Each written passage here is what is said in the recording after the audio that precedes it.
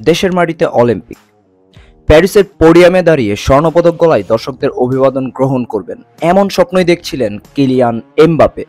কিন্তু নতুন club Real মাদ্রিদে এসে অলিম্পিকে অংশগ্রহণের অনুমতিই পেলেন না এমবাপে। এটা অবশ্য নতুন কিছু না, খুব কম ক্লাবই তাদের তারকা ফুটবলারদের অলিম্পিকে অংশগ্রহণ করার অনুমতি দিয়ে থাকে।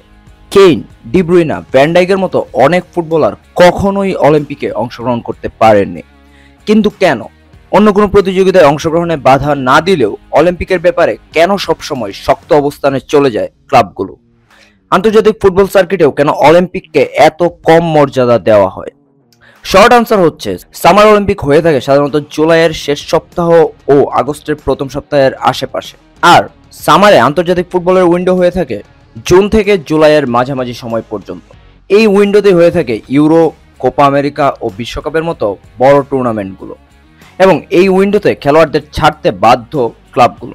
অলিম্পিক এই উইন্ডো শেষ হওয়ার পর অনুষ্ঠিত হওয়ায় ক্লাবদের আইনি বাধ্যবাধকতা নেই খেলোয়াড় ছাড়ার ব্যাপারে। আর অলিম্পিকে অংশগ্রহণ করার মানে হচ্ছে একজন ফুটবলার পসিবলি 12 মাস টানা ফুটবল খেলছে, যেটা খেলোয়াড়দের স্বাস্থ্য ও ফিটনেসের জন্য খুবই ঝুঁকিপূর্ণ। 2020-21 মৌসুমে বার্সেলোনার হয়ে ব্রেকআউট করার পর সামারে ইউরো ও অলিম্পিকের সব ম্যাচেই অংশগ্রহণ করেছিলেন পেদ্রি। প্রতিটি কম্পিটিশনেই নজর কাড়লেও পরের মৌসুমেই একের পর এক ইনজুরিতে বাধাগ্রস্ত হয় তার ক্যারিয়ার। অলিম্পিক বিরোধী সিদ্ধান্ত নেওয়ার আগে পেদ্রিকেই উদাহরণ হিসেবে দেখিয়ে থাকে সব ক্লাব। এছাড়া আরেকটি বড় কারণ হচ্ছে অলিম্পিকের সময়টাতেই প্রি সিজন আয়োজন করে থাকে ক্লাবগুলো, যেখানে খেলোয়াড়দের ফিটনেস ও ফিজিক্যালিটি নিয়ে কাজ করা হয়ে থাকে। প্রি সিজনের ট্রেনিংয়ে একজন খেলোয়াড়কে পুরো মৌসুমের জন্য প্রস্তুত করে। দলের ক্রুশাল প্লেয়ারদের অবশ্যই এই টাইমে ছাড়তে চাইবে না ক্লাবগুলো। তবে কখনোই যে খেলোয়াড়দের পারমিশন দেওয়া হয় না তা না। 2008 সালে ন্যু ক্যাম্পে আসা নতুন ম্যানেজার পেপ গার্দিওলা ক্লাবকে নিজে ম্যানেজ করে লিওনেল মেসিকে অলিম্পিকে যাওয়ার অনুমতি দেন, যেখানে শেষ পর্যন্ত স্বর্ণপদক জেতে মেসির আর্জেন্টিনা। 2016 সালে নেইমার কোপা আমেরিকায় খেলবে না, কিন্তু ঘরের মাঠে অলিম্পিকে অংশগ্রহণ করবে, এই মর্মে ব্রাজিল ফেডারেশনের সাথে একটি বোঝাপড়ায় আসে বার্সেলোনা। এখন আমরা আসি কেন অলিম্পিককে যথেষ্ট মর্যাদা দেওয়া হয় না ফুটবল অঙ্গনে। সেটার জন্য আমাদের একটু ইতিহাস বুঝতে হবে। এখন পর্যন্ত প্রায় সব অলিম্পিক আসরেই ফুটবল ছিল, কিন্তু অলিম্পিকে পেশাদার ফুটবলারদের খেলার সুযোগ দেওয়া হয় 1984 আসর থেকে। এর আগ পর্যন্ত মূলত বিশ্বকাপ, ইউরোর মতো বড় আসরগুলোয় অংশগ্রহণ করতে পারে না এরকম খেলোয়াড়দের নিয়েই গড়া হতো অলিম্পিক দল।